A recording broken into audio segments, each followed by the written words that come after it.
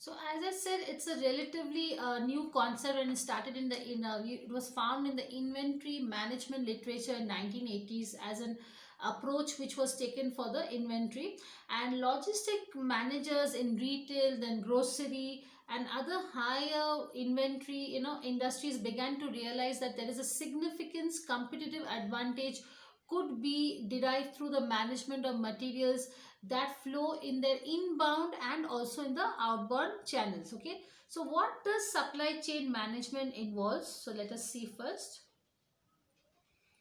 So yes, supply chain management involves the following processes. So that is integrated planning, implementation,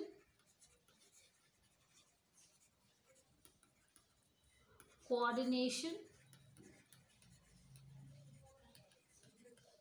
and fourth, control. Okay, so as I said also, because if you see that traditional management, they say that there is an independent efforts, whereas in supply chain it is a joint collaboration in channel by channel inventories. Okay, and yes, in traditional management definitely it minimizes the firm cost, but in supply chain it is cost efficiency because channel wise the cost is minimized. Okay, and in traditional management you will see that it only limits to the needs of own current transaction, but in supply chain it is required for planning and for monitoring. So supply chain needs a lot of planning and monitoring. Okay, and in traditional management it is a single contact for the transaction between the channel pairs, but whereas if you talk about supply chain, it has multiple levels, different levels in firms and level of channels which are there in each and every distribution.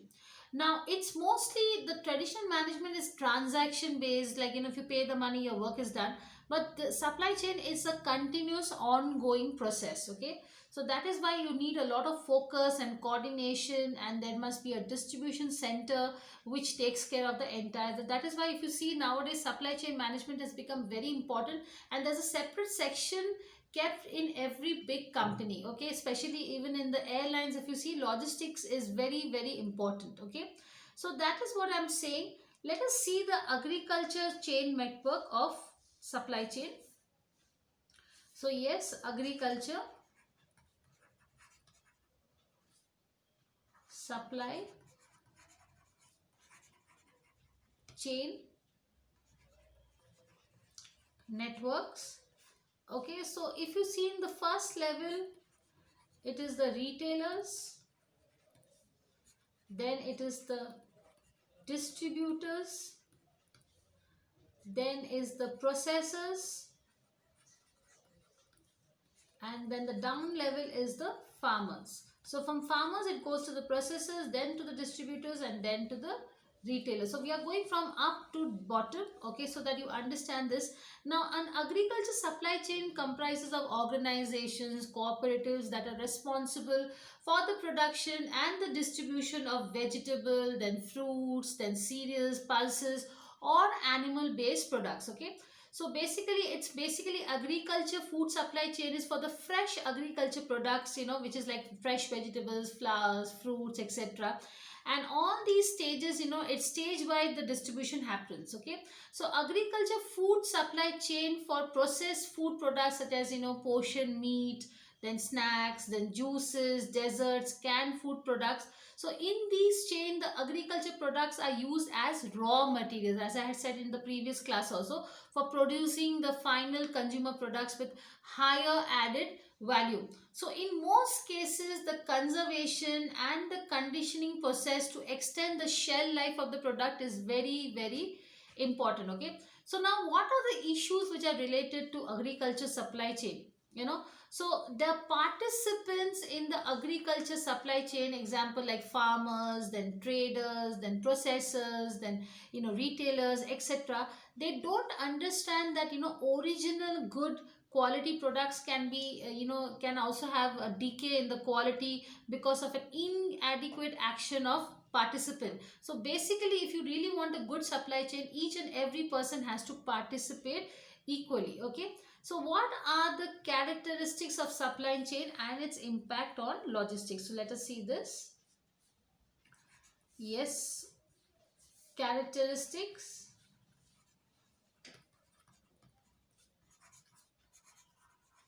of agriculture supply chains and its impact on logistics. Okay, so basically, as I said, the issues are the shell life. Okay, so the shell life should be in good quality from the raw materials to the finished products, by progressing. There should not be any decay. Then there is also required is recycling. Okay, so recycling is very important. So recycling materials required. Okay, so that is also, there must be long production. Okay, and generally the products are seasonal, so there must be such kind of flexibility should be there, that these products are found all through the year. Okay, and there must be high volume. So these are the constraints which they have to focus, and low variety. Okay, so basically there must be an importance of production and planning. There must be flexible recipes, alternative installation should happen. Okay, there must be storage buffer capacity where the materials are not damaged also, and there must be a proper configuration and tracking system also. Okay, so basically, yes, pricing, then timing constraint, then the need for conditioning time by time, and information of the quality of the products is also very, very important.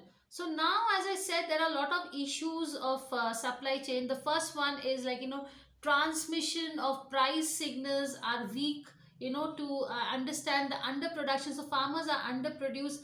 Agriculture supply chain management in India is very, very weak, which is like, there's a limited reach of farmers to reach the mandis. Okay, and then there is too many middlemen, so that is why supply chain doesn't happen. And then there is a presence of middlemen everywhere, so there is an asymmetric way of formation also, and that is why the prices are not matching with the farmers to the last level of the consumers. Okay, so that is a very big problem. Yes, there's a big problem of storage capacity also between the states, so warehouses are very limited. There's a lack of infrastructure and storage facilities, which I told you. Then there is unavailability of insurance products to protect the goods with while on the move. So insurance is also very important. And then there is underdeveloped infrastructure for e-supply chain. So there is no e-supply chain to transmit the right price signals. Right now the price is this, right now the price is that. So this is very, very important. Okay, so now, as I said, so this is the constraint of supply chain. Now let us talk about a new chapter called as industrial sector, which is the continuation of the previous chapter. So industrial sector. So first we have to know is the industrial development in India. Okay, so industrial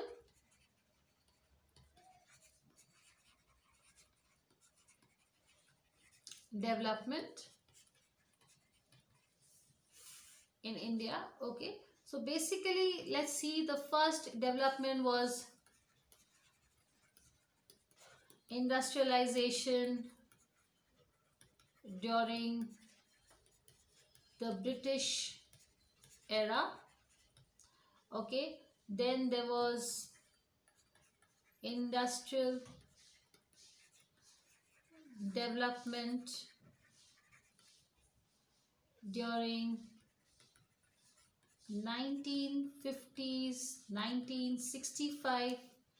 Then there was also industrial development during 1965, 1980.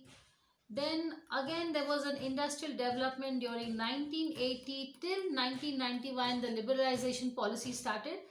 And then post, that is 1991, the reforms began. Okay, So, as I said, also industrialization during the British rule had a global presence. In Indian industry had a global presence before the advent of the Britishers in India.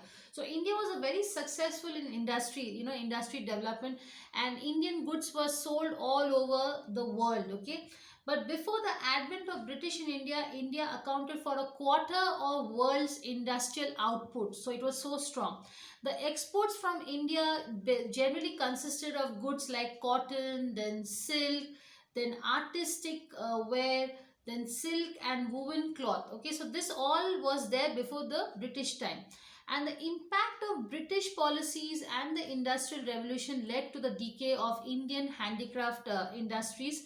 And post-industrial revolution in Britain, it forced the Indians to make machine made goods which started flooding into the Indian market. So the Britishers started making this machine made goods.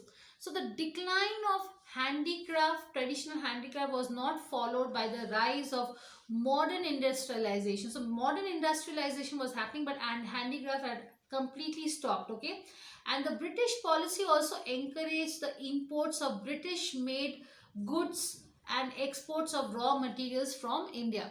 So let us see the first phase, as I said, 1950 to 1965. Let me just clear this. So yes, 1950 to 1965. So now if you see here, the main features was there was a majority of consumer goods industry. So the focus was more on consumer goods industries, or and capital goods. Okay, so this happens because of this. There was a lopsided industrial development. So if you see the ratio of consumer goods industry to producer goods or capital goods industry was 62 is to 38 during the 1950s. Okay, and the industrial sector was extremely underdeveloped with very weak infrastructure. There was there was lack of government support to the industrial sector, was considered as a very important cause of underdevelopment. The structure and the concentration of ownership of the industries were in few hands. Okay, so only the big traders were the industrialists there, and technical and managerial skills were very much in short, or they were very much short in supply. Okay, so as a result of these shortcomings, the national leadership reached on a thing that that when that we have to think about industrialization. And if you remember, the first 5 year plan also failed because of that, because they thought that there's nothing there, so we have to do we have to focus on rapid industrialization. Okay, so the first 5 year plan, if you talk about, it made an attempt to give a practical shape to the Indian economy by providing for the development of both private and public sector. And in that also, if you see the first 5 year plan, a number of industries were set up in the public sector. Okay, so important among theirs was, let me talk about the industries at that time, was Hindustan Shipyard was created, a public sector unit. Hindustan Tools. Okay, then there was Integral Coach Factory, etc. Okay, so this was all happening in first 5 year plan. Let's talk about the second 5 year plan. So second 5 year plan. Okay, so here according, it was given highest priority was given to industrialization. Okay, and the plan was based on Mahalanobis.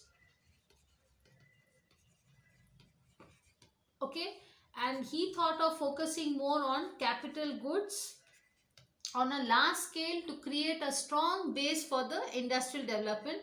The plan also included substantial investment in iron and steel, okay, coal, heavy engineering, machine building, heavy chemicals, cement industries. So these were the basic importance. Okay, now let us talk about the third plan. Okay, so the third plan, okay, it also followed the same strategy of the second 5-year plan, and they thought of creating more capital and producer good industries with the special emphasis on machine building industries. Okay, so as a result, the second and the third plan, okay, place great emphasis on building up the capital goods industry. Okay, and most of the capital goods are built under the public sector. Okay, so the first 5-year plans are very important because their aim was to bring a strong industrial base in India. Okay, so the first phase of the industrial development in India laid the foundation for a strong industrial phase. Okay, now as a result of these first three phases, it witnessed a strong acceleration in the growth rate of the industrial production. Okay, so the period witnessed an increased growth. Let us see the increased growth. It was 5.7% to 7.2%, and ultimately it rise to 9.0% within the third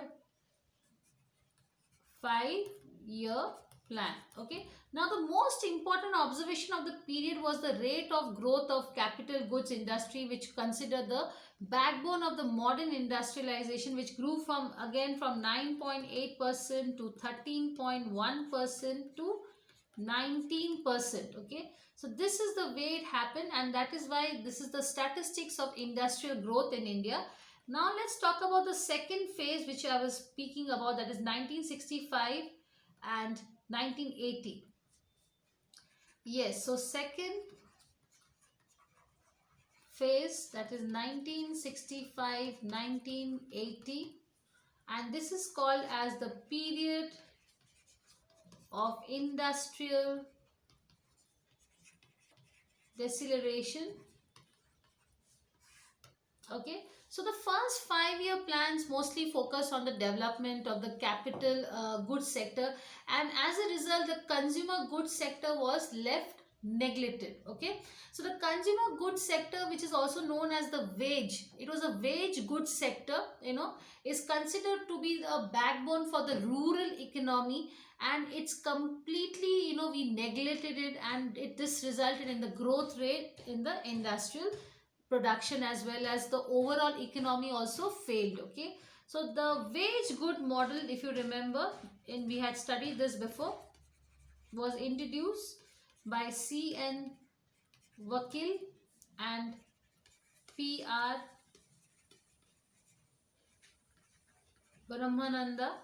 Okay, so he is the one who created this, and he said that there is a low level of consumption, and that is why the productivity of the workers depends on how much they consume. Okay, so according to them, if people were undernourished, they will lose their productivity. Okay, and they will become less efficient. Okay, so we must feed them properly. That is what. Now to sum up, if I can tell you, that wage good model says that workers productivity depends on not on whether they use machines to produce goods, but also of consumption of wage goods like food, cloth, and other basics. So therefore the first step towards development is to mechanize agriculture and to raise the food production, and this objective is reached out, and it was basically said that Mano Nobis plan, for this major reason it failed. Okay, and that is what C.N. Vakil said, that first we have to feed them, we have to think about the consumer goods, we have to think about the wage model, and we have to see about their efficiency, and then only we can focus on capital goods. Okay, so now this period between 1965 to 1975, we have seen a sharp fall in the industrial goods. So let me write down: sharp fall in the industrial growth rate. Okay, so this is basically, that is why, as I said, so this is also called a period of deceleration, as I said, and the period of 1965-80 is also marked as a period of structural retrogression, okay, where the growth rate of capital goods sector and the basic industries also fell, and that is why it is called as structural retrogression. Okay, so what is the causes? Let us see the causes of deceleration. Let me just clear this. Yes, so let me write down here causes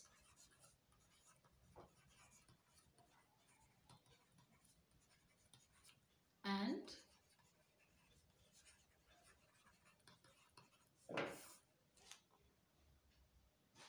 okay, so the first one was lots of wars. Yes, lots of war took place here in India in 1965 and 1971. So that was the first reason. Then yes, infrastructure was bad. Okay, and then there was a first oil shock in 1973. All the oil industries, the oil shock was there, so this was a very bad period. Okay, there was also a low growth in the agriculture sector, which contributed also to low industrial growth due to the shortages of raw materials. So raw materials were not there because raw materials will come from agriculture sector. Okay, yes, so there was no investment happening also, so no investment in public sector units. So PSU also was not happening. Yes, let us continue the next point. Let me just delete this. So the decline in public investment is followed by a decline in the private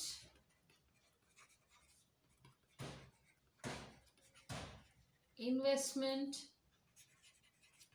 due to which affected investment.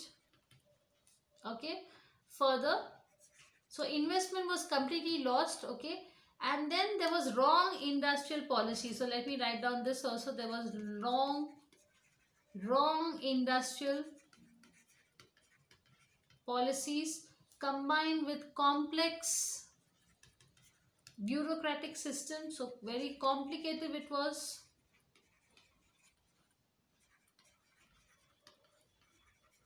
Especially on licensing. Okay, and inefficient controls. Okay, so the upper level bureaucrats, they had this wrong decision of licensing and ineffective control. Because of this was the worst stage of industrialization India had faced. Now let's talk about the phase 3.